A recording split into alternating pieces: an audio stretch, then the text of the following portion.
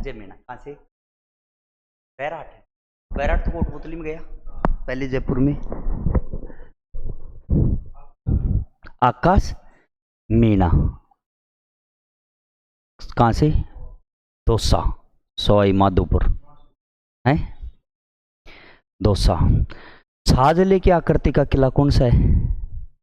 छाजले की आकृति का किला दौसा का किला ही है ना। सूप की आकृति का किला दौसा का किला ही है।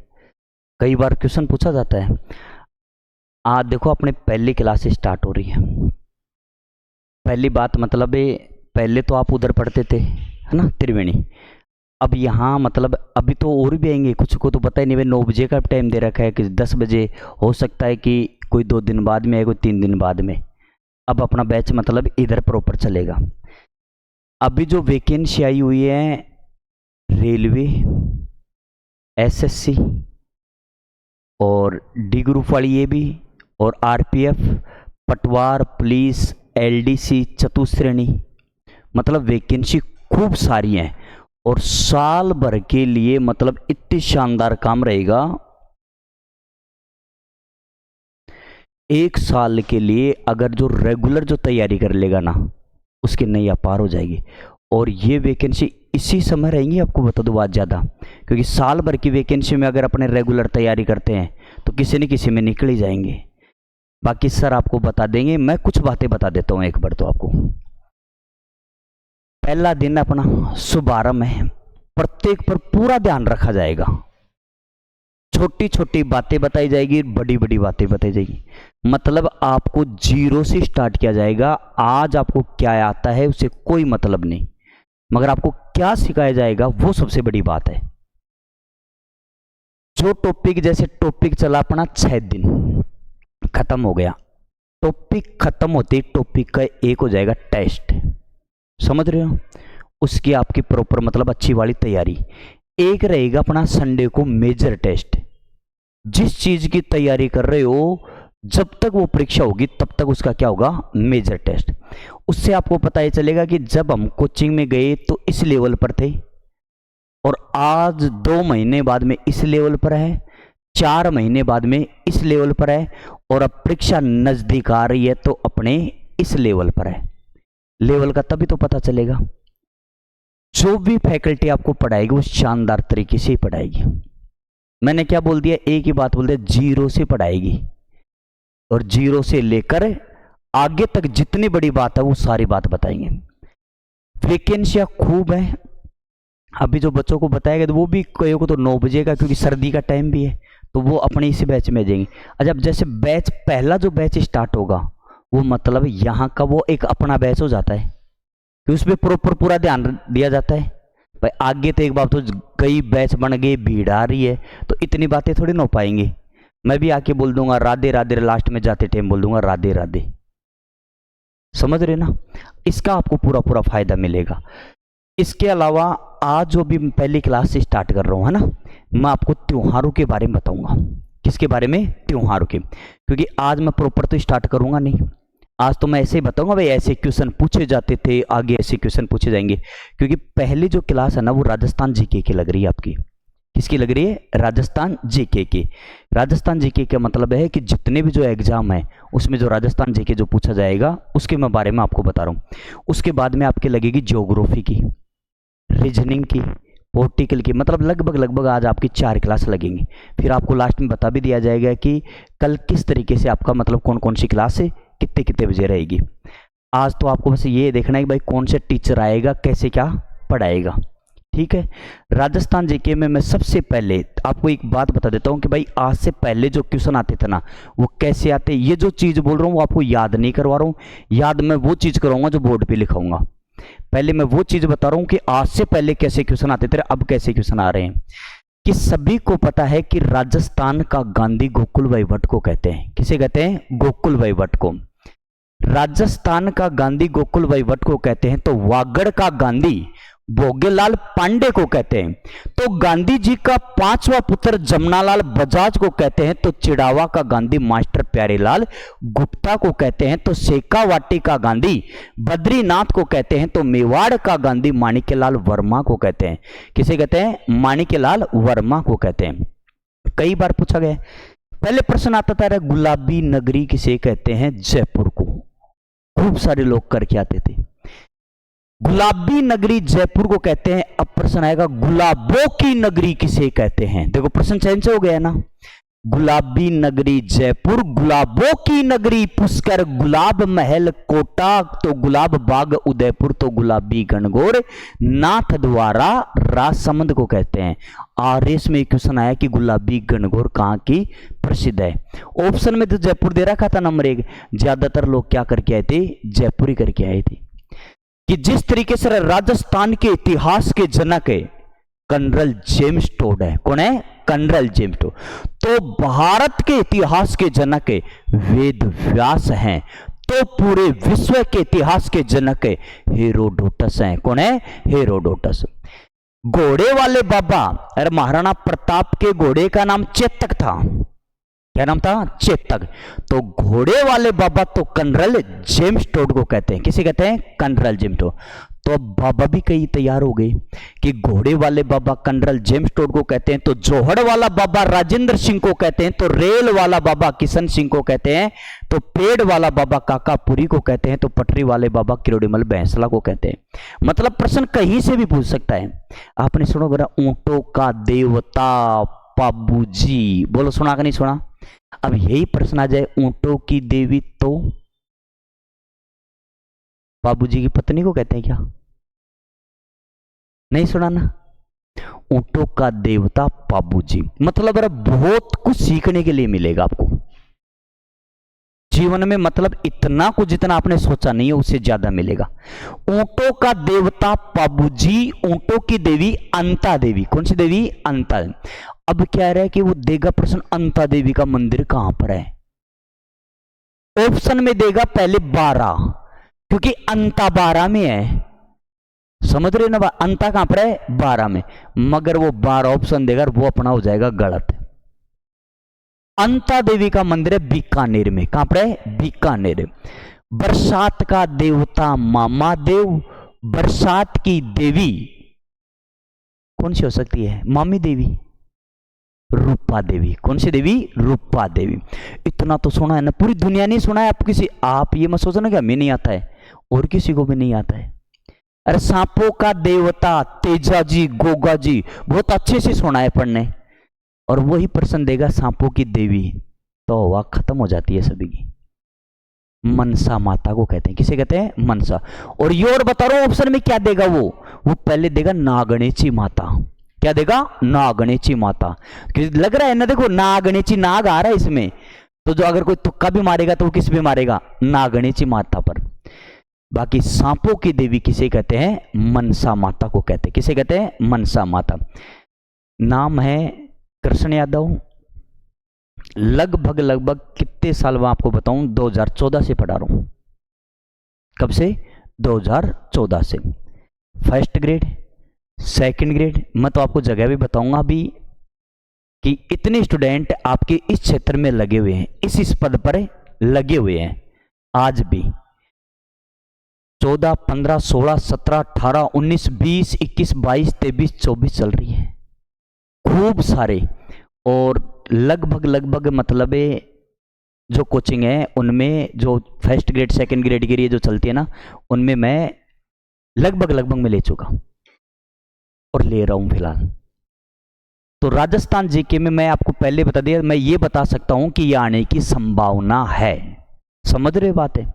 ये प्रश्न पहले आया था, ये इस परीक्षा में पूछा गया था, इस सन में पूछा गया था, अब आने की संभावना है। आए तो बढ़िया बात है, नहीं आए तो बढ़िया। बाकी मैं संभावना बता दूंगा आपको और वहां से आपके क्वेश्चन आएगा। अगर आप पहले, जैसे मैंने टॉपिक करवा दिया और मैं बता दिया, और हो सकता है आपकी कोचिंग करते करते आपको कोई पहले कोई पेपर आ गया, किसी का भी आ गया, तो मैं उसमें आपको मैं प्रूफ करके दिखा दूंगा कि ये प्रश्न आ गया।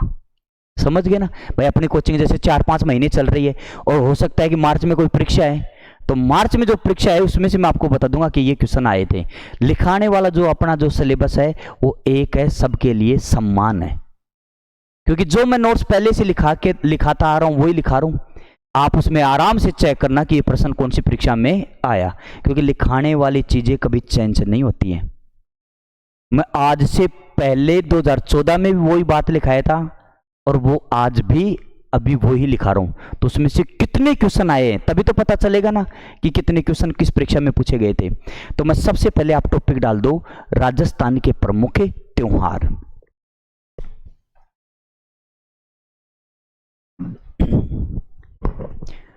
टॉपिक का नाम है राजस्थान के प्रमुख त्योहार।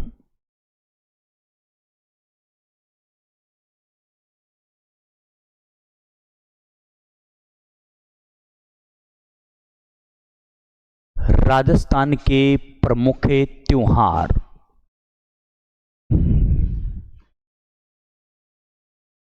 राजस्थान के प्रमुख त्योहार। राजस्थान के प्रमुख त्योहार।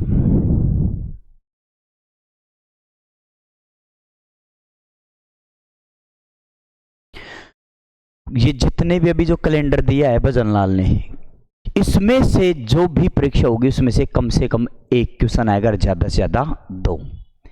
ऐसा टॉपिक है कि रे जो RS IS की तैयारी करते हैं उनके समझ में नहीं आता है। कृष्ण पक्ष शुक्ल पक्ष है, चैत्र वैशाख, मतलब कंफ्यूज वाला टॉपिक है जो मैं आपको सबसे पहले श्री गणेशाय कर रहा हूं आज से। अब सुनना ध्यान से, अब इसको मैं आपको याद कराऊंगा। पहला क्वेश्चन यही से तैयार कर रहा हूं कि राजस्थान के प्रमुख त्योहार, सबसे ज्यादा त्योहार बनाए कहां पर जाते हैं, तो वो जिला है जयपुर। कौन सा है? जयपुर। इसलिए त्योहारों की नगरी किसे कहते हैं? जयपुर को।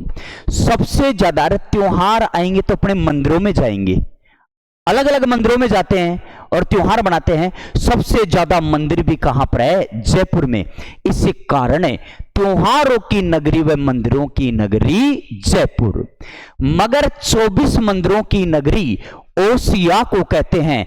ओसिया जोधपुर में है। ओसिया कहां पर है? जोधपुर में। त्योहारों की नगरी, मंदिरों की नगरी जयपुर और 24 मंदिरों की नगरी कहते हैं ओसिया जोधपुर। त्योहारों को लेकर एक कहावत चलती है कि तीज त्योहारा बावड़ी ले डूबी गणगौर। चलती है ना, तीज त्योहारा बावड़ी ले डूबी गणगौर। त्योहारों का आगमन तीज से होता है और अंत कब से बताया गया है? गणगौर से बताया गया है। अंग्रेजी कैलेंडर के हिसाब से अपने को पता है प्रथम महीना जनवरी अब चल रहा है, जनवरी, और अंतिम जो महीना होगा वो दिसंबर होगा। मगर हिंदी कैलेंडर के हिसाब से हिंदुओं का प्रथम महीना चैत्र और अंतिम महीना फाल्गुन। इसी तरीके से मुसलमानों का प्रथम महीना मुहर्रम तो अंतिम महीना जिलहिज। कौन सा हिज? जिलहिज। मुसलमानों का प्रथम महीना मुहर्रम और अंतिम महीना जिलहिज। तो सबसे पहले मैंने बताया त्योहारों की नगरी, मंदिरों की नगरी किसे कहते हैं? जयपुर को। आप में से ऐसे कितने जिनको ये आता है चैत्र वैशाख कर्म से आते हैं? कर्म से नहीं आते? चलो कोई बात, फिर भी कोशिश करेंगे। सबसे पहले तो आप लिखो इसमें त्योहारों की नगरी व मंदिरों की नगरी। त्योहारों की नगरी व मंदिरों की नगरी। त्योहारों की नगरी व मंदिरों की नगरी जयपुर। त्योहारों की नगरी व मंदिरों की नगरी जयपुर। 24 मंदिरों की नगरी। 24 मंदिरों की नगरी। 24 मंदिरों की नगरी ओसिया को कहते हैं। ओसिया कहां पर है? जोधपुर। ये बहुत अच्छा काम हो गया, पहले जोधपुर ग्रामीण लगाना पड़ता था, अब है जोधपुर। 24 मंदिरों की नगरी ओसिया जोधपुर।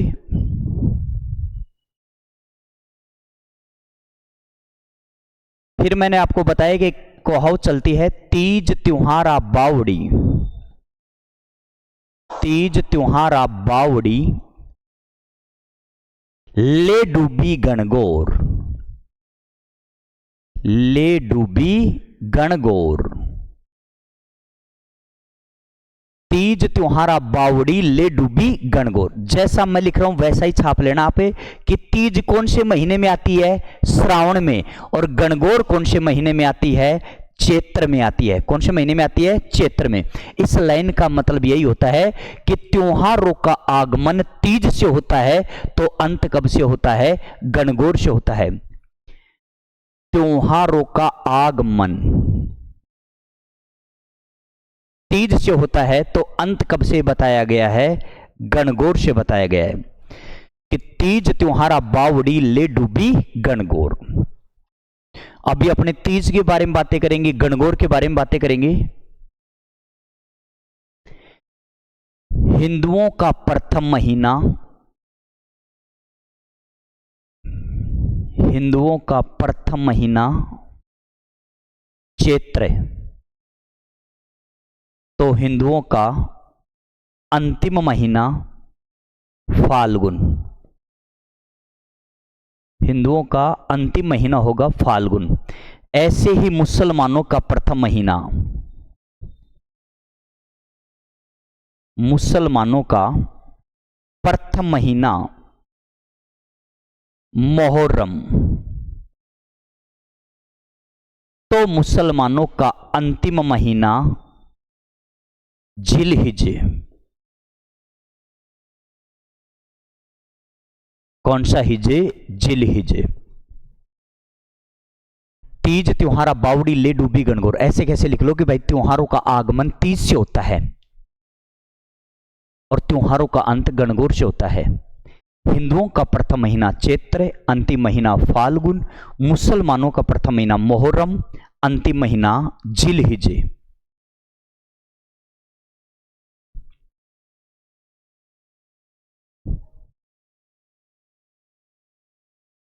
जिलहिज।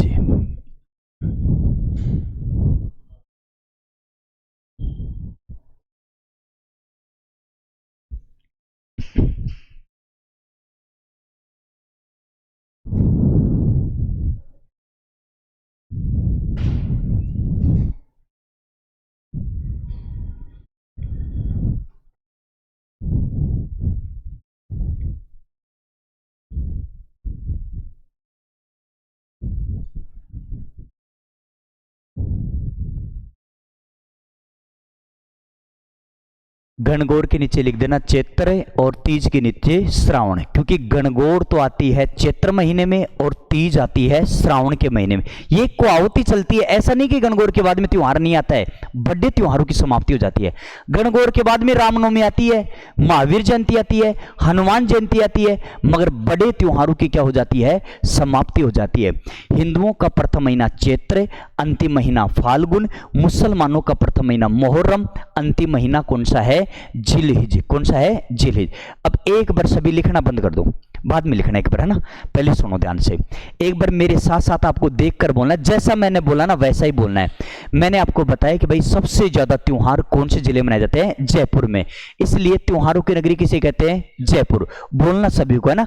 किसे कहते हैं? जयपुर को। मंदिरों की नगरी भी जयपुर, मगर 24 मंदिरों की नगरी ओसिया जोधपुर को कहते हैं। किसे कहते हैं? ओसिया जोधपुर। त्योहारों को लेकर एक कहावत चलती है, तीज त्योहारा बावड़ी ले डूबी गणगौर। त्योहारों का आगमन तीज से होता है, अंत कब से बताया गया है? गणगौर से। तीज श्रावण में आती है। अभी अपने आगे बात करने वाले हैं। तीज कई प्रकार की होती है। आखा तीज, छोटी तीज, बड़ी तीज, बूढ़ी तीज, सातुड़ी तीज, कजली तीज, हरतालिका तीज, कई तीजों की बात करेंगे, मगर ये तो कहावत चलती है, तीज त्योहारा बावड़ी ले डूबी गणगौर। हिंदुओं का प्रथम महीना चैत्र, अंतिम महीना फाल्गुन, तो मुसलमानों का प्रथम महीना मुहर्रम, तो अंतिम महीना जिलहिज। कौन सा हिज? जिलहिज। चलो अब आप मेरे को बताओ, सबसे पहले मैंने बताया त्योहारों की नगरी व मंदिरों की नगरी, 24 मंदिरों की नगरी ओसिया जोधपुर। तीज त्योहारा बावड़ी ले डूबी गणगौर। त्योहारों का आगमन तीज से, अंत गणगौर से। हिंदुओं का प्रथम महीना चैत्र, अंतिम महीना फाल्गुन। मुसलमानों का प्रथम महीना मुहर्रम, तो अंतिम महीना जिलहिज।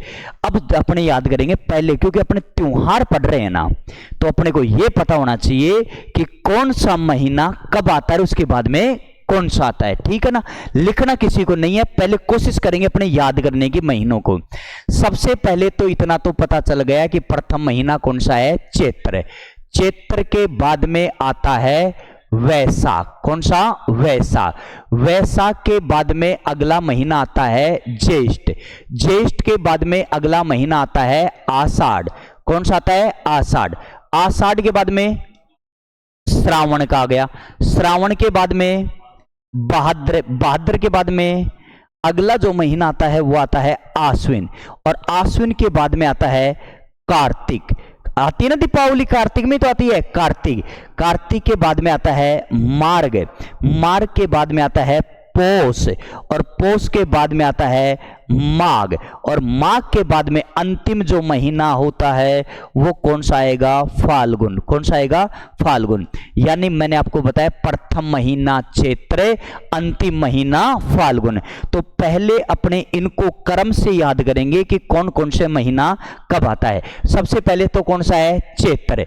चैत्र के बाद में वैशाख, ज्येष्ठ, आषाढ़, श्रावण, भाद्र, आश्विन, कार्तिक, मार्ग, पौष, माघ और फाल्गुन। एक बार अब याद हो गया क्या महीने? अभी आपको महीने क्रम से याद नहीं हुए हैं, एक बार बोलने से याद नहीं होते, एक बार दोबारा बोलेंगे।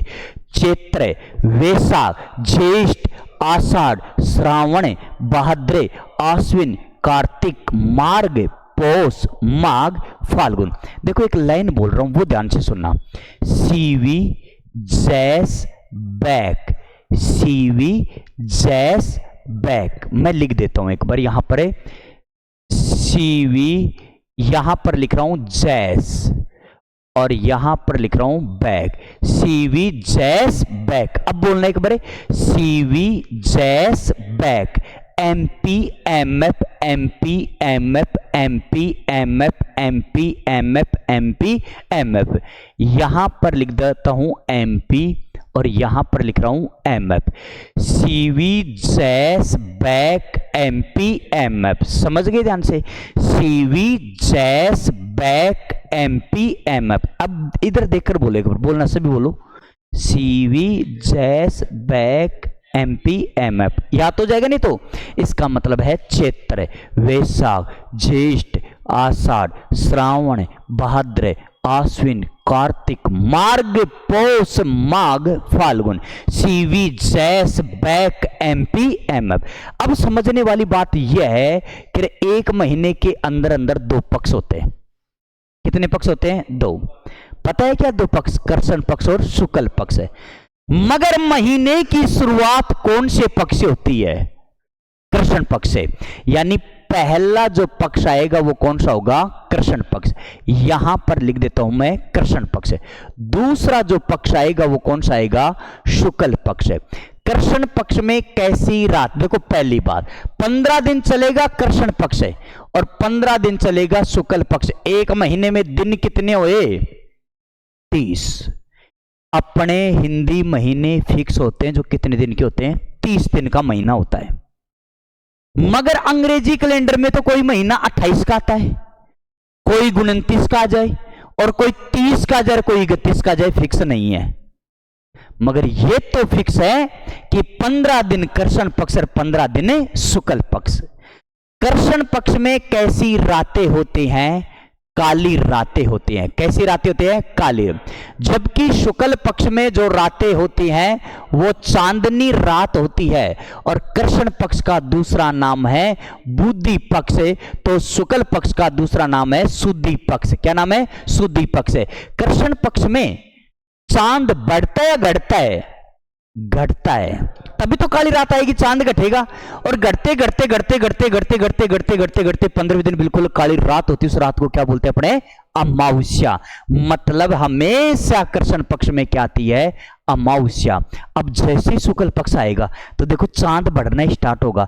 चांद बढ़ेगा, बढ़ते बढ़ते बढ़ते बढ़ते बढ़ते बढ़ते बढ़ते बढ़ते बढ़ते बढ़ते 15वें दिन बिल्कुल मतलब पूरा चांद आ जाएगा। उस दिन कौन सी माँ आ जाएगी? पूर्णिमा। कौन सी माँ? पूर्णिमा। यहां पर मैं बस इतना ही बताना चाह रहा हूं कि हमेशा दो पक्ष होते हैं। कोई भी महीना हो उसके त्योहार जब अपने पढ़ेंगे या महीने की शुरुआत जो होती है वो कृष्ण पक्ष से होती है। दूसरा पक्ष शुक्ल पक्ष। कृष्ण पक्ष में काली रात, शुक्ल पक्ष में चांदनी रात। कृष्ण पक्ष को बुद्धि पक्ष, शुक्ल पक्ष को शुद्धि पक्ष। कृष्ण पक्ष में अमावस्या, शुक्ल पक्ष में पूर्णिमा आती है। अब तक मैंने आपको त्योहार स्टार्ट नहीं किया, अब त्योहार स्टार्ट करूंगा। मगर एक बात बताओ, अरे अपने एक को एकम बोलते हैं, 11 को 11 बोलते हैं ना 11, फिर 12, 13, 14, 15, 16, 17, ऐसा नहीं होता है क्या? 14 ही बोलते हैं, कभी भी अमावस्या को 15 नहीं बोलते। अगर 15 को है तो उसका मतलब है कृष्ण पक्ष चल रहा है तो अमावस्या, 15 को बता रहा हूं, और अगर शुक्ल पक्ष चल रहा है तो पूर्णिमा। और जहां पूर्णिमा आ जाती है, ये मान लेना उस महीने का अंतिम दिन है, वो 31 तारीख है उस महीने की। क्या है? 31 तारीख। मतलब फिर 1 तारीख आएगी, फिर कृष्ण पक्ष स्टार्ट होगा। पूर्णिमा महीना खत्म, लास्ट का दिन होता है उस महीने का, ठीक है। और अमावस्या, क्योंकि पहला पक्ष ही कृष्ण पक्ष है, दूसरा पक्ष है शुक्ल पक्ष। तो सबसे पहले मैं अब त्योहार स्टार्ट कर रहा हूं आपका पूर्णिमा से। किससे कर रहा हूं? पूर्णिमा से। पूर्णिमा आज तक जितनी भी परीक्षा हुई हैं उसमें कौन कौन सी पूर्णिमा पूछी गई हैं और आगे कौन सी पूर्णिमा पूछी जाएंगी। तो सबसे पहले मैं त्योहार स्टार्ट इस पूर्णिमा से कर रहा हूं। किससे कर रहा हूं? पूर्णिमा से। एक पूर्णिमा जो परीक्षा में पूछी जाती है, उस पूर्णिमा का नाम है बुद्ध पूर्णिमा। क्या नाम है? बुद्ध पूर्णिमा। एक पूर्णिमा जो परीक्षा में पूछी जाती है जिसका नाम है गुरु पूर्णिमा। क्या नाम है? गुरु पूर्णिमा। और एक पूर्णिमा जो पूछी जाती है, उस पूर्णिमा का नाम है शरद पूर्णिमा। कौन सी पूर्णिमा? शरद पूर्णिमा। तो पहले तो आप दिमाग में ये सेट करो कि पूर्णिमा कितनी याद करोगे? 3। कितनी? 3। मैं जब भी बोलूं, क्योंकि त्योहार स्टार्ट हो चुकी है अब आपके, तो जब भी मैं आपसे बोलूं कि बताओ पूर्णिमा कितनी, तो 3। पूर्णिमा कितनी? 3। पूर्णिमा कितनी? 3। वो भी क्रम से दिमाग में सेट करेंगे। पहले बुद्ध पूर्णिमा, फिर गुरु पूर्णिमा, फिर शरद पूर्णिमा। बोलो नंबर 2, नंबर 3, नंबर 1। क्रम से कैसे याद करेंगे दिमाग में, वो सुनो। मानना कि संख्या x है, पहले बुधवार आएगा, फिर गुरुवार आएगा, फिर शुक्रवार आएगा। सेट कर लेंगे ना दिमाग में। पहले बुद्ध पूर्णिमा, फिर गुरु पूर्णिमा, फिर शरद पूर्णिमा, पहले बुधवार, फिर गुरुवार, फिर शुक्रवार। मतलब पूर्णिमा कितनी? 3। ये बात भी याद होनी चाहिए। पूर्णिमा कितनी? 3।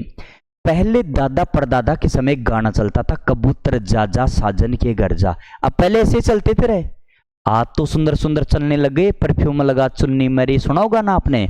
मतलब पहले चलता था और अब चलेगा और। बात यह है कि पहले जो चलता था कबूतर जा जा, उसकी जगह अपन एक नया चला देते हैं, वैसाख के आ। बस इतना ही चेंज कर रहा हूं मैं। पहले चलता था कबूतर जा जा और अब चला देता हूं वैसाख के आ। तो यहां पर लिख देता हूं वह वैसाख। क्या लिख देता हूं? वैसाख। यहां पर लिख देता हूं आ और यहां पर लिख देता हूं आ। समझ गए? आ का मतलब क्या होता है? ऊपर से देखो आषाढ़ और नीचे आओ आश्विन।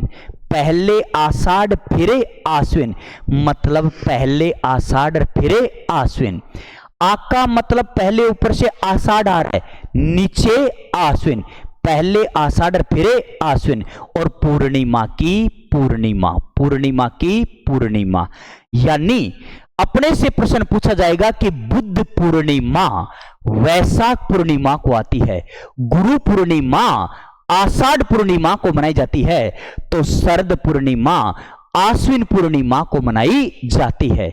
याद रखना, इस बुद्ध पूर्णिमा का दूसरा नाम पीपल पूर्णिमा है। क्या नाम है? पीपल पूर्णिमा। गुरु पूर्णिमा का दूसरा नाम व्यास पूर्णिमा है और शरद पूर्णिमा का दूसरा नाम रास पूर्णिमा है। क्या नाम है? रास पूर्णिमा। बुद्ध पूर्णिमा का पीपल, गुरु का व्यास, शरद का रास। कैसे याद करेंगे? कह रहा महात्मा बुद्ध को ज्ञान की प्राप्ति किस पेड़ के नीचे हुई थी? पीपल के नीचे। बुद्ध का संबंध पीपल से है।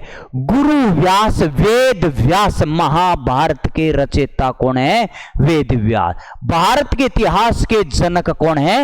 वेद व्यास। तो अपना गुरु कौन? व्यास है। तो गुरु पूर्णिमा को व्यास पूर्णिमा के नाम से जाना जाता है। और शरद पूर्णिमा को रास पूर्णिमा इसलिए कहते हैं क्योंकि इस दिन चंद्रमा 16 कलाओं से परिपूर्ण होता है। इस दिन चंद्रमा से अमृत वर्षा होती है। आपने इतना तो सुना होगा कि इस दिन मंदिरों में खीर बनाई जाती है और इसे खीर पूर्णिमा के नाम से भी जाना जाता है। मतलब यह है कि चंद्रमा 16 कलाओं से परिपूर्ण होता है। चंद्रमा अपनी क्या दिखा रहा है? रास है, इसलिए इसे रास पूर्णिमा के नाम से भी जाना जाता है। इस दिन मारवाड़ महोत्सव व मीरा महोत्सव मनाया जाता है। मारवाड़ के नाम से पता चल रहा है जोधपुर, और मीरा महोत्सव है चित्तौड़गढ़। इसी दिन चमत्कारी जी का मेला आलनपुर सवाई माधोपुर में बढ़ता है। आलनपुर सवाई माधोपुर में कौन सा मेला बढ़ता है? चमत्कारी जी का मेला। वो कब बढ़ता है? शरद पूर्णिमा के दिन बढ़ता है। दोबारा से बता रहा हूं, अब ध्यान से सुन लेना। पहली बात, अपने को महीने याद करने। त्योहार अगर चल रहे हैं तो महीने याद होना जरूरी है। चैत्र, वैशाख, ज्येष्ठ, आषाढ़, श्रावण, भाद्र, आश्विन, कार्तिक, मार्ग, पौष, माघ, फाल्गुन, यही बताए।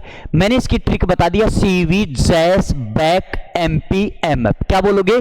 सीवी, जैस, बैक, एमपी, एमएफ। सीवी, जैस, बैक, एमपी, एमएफ। सीवी, जैस, बैक, एमपी, एमएफ। मतलब चैत्र, वैशाख, ज्येष्ठ, आषाढ़, श्रावण, भाद्र, आश्विन, कार्तिक, मार्ग, पौष, माघ, फाल्गुन। एक महीने में 2 पक्ष होते हैं, कृष्ण पक्ष, शुक्ल पक्ष, काली रात, चांदनी रात, बुद्धि पक्ष, सुदी पक्ष, अमावस्या, पूर्णिमा। पूर्णिमा कितनी आप याद करेंगे? 3। क्योंकि पहला पक्ष मैंने ये बताया कि एक महीने में 15 दिन कृष्ण पक्ष, 15 दिन शुक्ल पक्ष है। पूरे महीने में दिन 30 होते हैं। अंग्रेजी कैलेंडर में कोई 28 का महीना आता है, कोई 29 का आता है, कोई 30 का आता है, कोई 31 का महीना आ जाता है। अपने पहला कृष्ण पक्ष है, दूसरा शुक्ल पक्ष है। कृष्ण पक्ष में काली रात, शुक्ल पक्ष में चांदनी रात। कृष्ण पक्ष को बुद्धि पक्ष, शुक्ल पक्ष को सुदी पक्ष। कृष्ण पक्ष में चांद घटता है और घटते घटते 15वें दिन अमावस्या आ जाती है। शुक्ल पक्ष में चांद बढ़ता है और बढ़ते बढ़ते क्या आ जाती है? 15वें दिन पूर्णिमा। पूर्णिमा याद करेंगे 3, बुद्ध पूर्णिमा, गुरु पूर्णिमा, शरद पूर्णिमा। क्रम से याद करने के लिए तरीका मैंने आपको बता दिया। पहले बुधवार आता है, फिर गुरुवार आता है, फिर शुक्रवार आता है। दिमाग में अपने सेट कर लिया। पहले बुद्ध पूर्णिमा, फिर गुरु पूर्णिमा, फिर शरद पूर्णिमा। फिर मैंने आपको बता दिया कि पहले गाना चलता था कबूतर जा जा, उसको अपने कर देते बंद और एक नया चला देते हैं वैशाख आ का मतलब आषाढ़, आ का मतलब आश्विन और पूर्णिमा की पूर्णिमा। बुद्ध पूर्णिमा का दूसरा नाम क्या है? पिप्पल। गुरु का व्यास और शरद का रास। शरद का क्या है? रास। शरद का क्या है? रास। तो ये अपने किसकी बात चल रही है? त्योहारों की। अब एक बार लिखा थोड़ी ना आगे का आपने, किसी ने लिखना भी नहीं। अब आपको आज सबसे पहले तो एक बार देखकर बोलोगे, ठीक है ना? जैसा मैंने अभी बोला फिर मैं आपको, मेरे को बताओगे आप कि आज अभी जो लिखा है उसमें से कितना याद हुआ है, ठीक है ना? मैं आपको ऐसे ही बताऊंगा, आज ज्यादा बड़ी बातें नहीं बताऊंगा कि अपने ऐसे पढ़ेंगे इतना की याद करेंगे, सिलेक्शन होगा नहीं होगा वो मैं आज पहले दिन ही बता देता हूं पूरी कहानी। सबसे पहले अपने टॉपिक स्टार्ट किया भाई राजस्थान के प्रमुख त्योहार। सबसे ज्यादा त्योहार कौन से जिले में मनाए जाते हैं? जयपुर में। त्योहार आएंगे मंदिरों में जाएंगे तो सबसे ज्यादा मंदिर भी जयपुर जिले में है। त्योहारों की नगरी व मंदिरों की नगरी किसे कहते हैं? जयपुर को।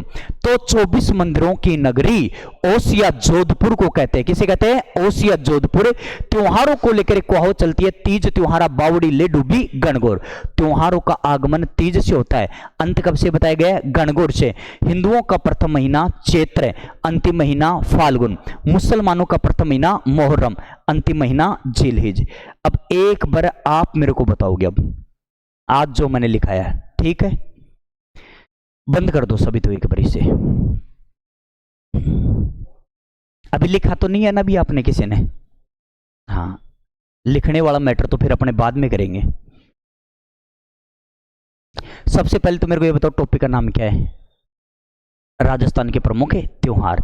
जैसा मैंने, देखो मैं एक भी लाइन आगे पीछे नहीं बोलूंगा, आपको बता दूं बात, चाहे वो मैं आपको कोई भी टॉपिक पढ़ाऊं, मतलब जैसा मैंने बोर्ड पे लिख दिया मैं वैसा ही बोलूंगा, लाइन एक भी आगे पीछे नहीं होगी। सबसे पहले मैंने बताया कि सबसे ज्यादा त्योहार कौन से जिले में मनाए जाते हैं? जयपुर जिले में। त्योहारों की नगरी, मंदिरों की नगरी, 24 मंदिरों की नगरी, तीज त्योहार बावड़ी ले डूबी, त्योहारों का आगमन तीज से अंत गणगौर से, हिंदुओं का प्रथम महीना अंतिम महीना, मुसलमानों का प्रथम महीना अंतिम महीना, जिलहिज। कौन सा है? जिलहिज।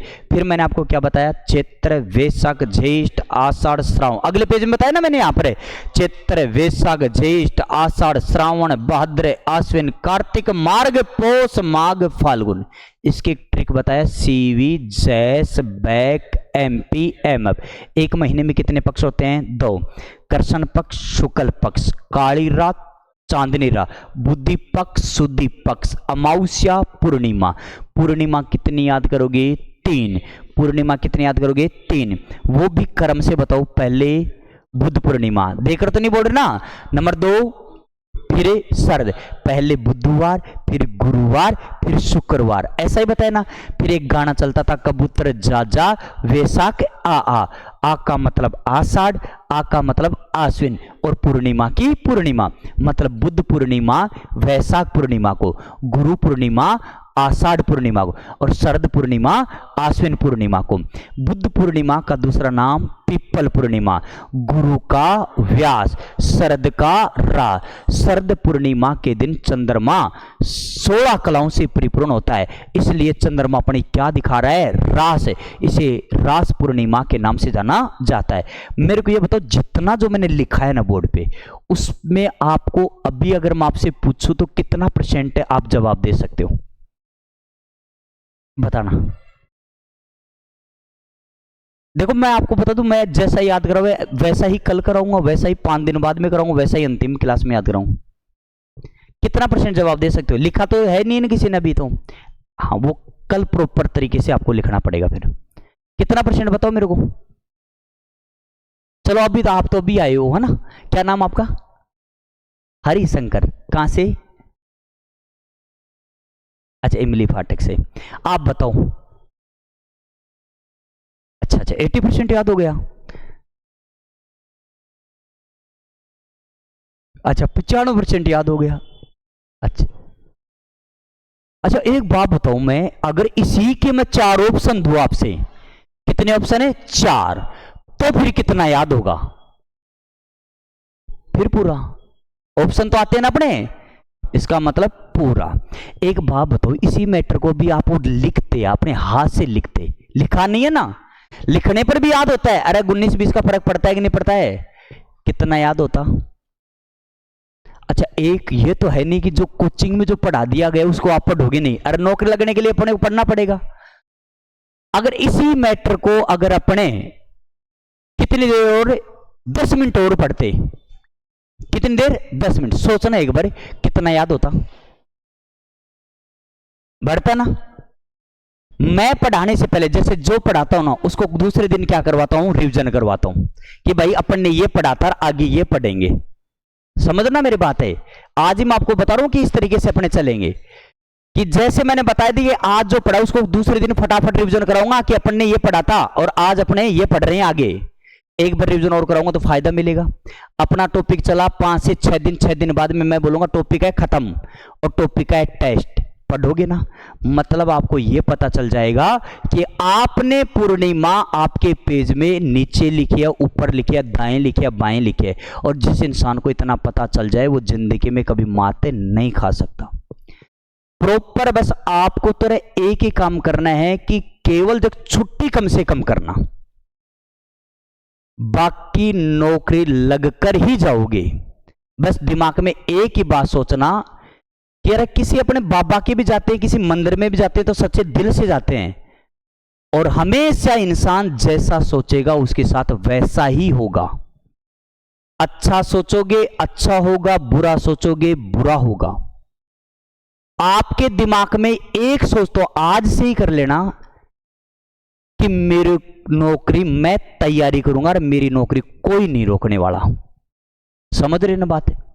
अगर आपने सोच लिया कि मेरी नौकरी कोई नहीं रोकने वाला और मैं लगकर ही रहूंगा, तो वो 100% लगेगा। क्योंकि आज तक मेरे को तो हजारों का अनुभव है कि जिसने जो सोचा उसके साथ वैसा ही हुआ है। और पहले दिन जो सोच लेता है, आपकी ये बात याद रहेंगी। मैं भूल सकता हूं मगर आप नहीं भूलोगे कि हमारे को सर ऐसे पहले दिन ही आपको ऐसे बोला था, हमने उसी दिन सोच लिया था कि हमें ये करना है, और वो वैसा ही करेगा। तो आप दिमाग में एक ही चीज सोच लेना, छुट्टी कम से कम। क्योंकि कोचिंग में आने का मतलब, क्योंकि कई छुट्टी की आप ये सोचो कि भाई विशेष मतलब मन में तभी छुट्टी कर ली। कोचिंग में एक तो ऑनलाइन पढ़ाई में और एक ऑफलाइन पढ़ाई में दिन रात का अंतर है। जो चीज मैं 100% आपको यहां याद करवा दिया, वो ऑनलाइन में 100% याद नहीं हो सकती।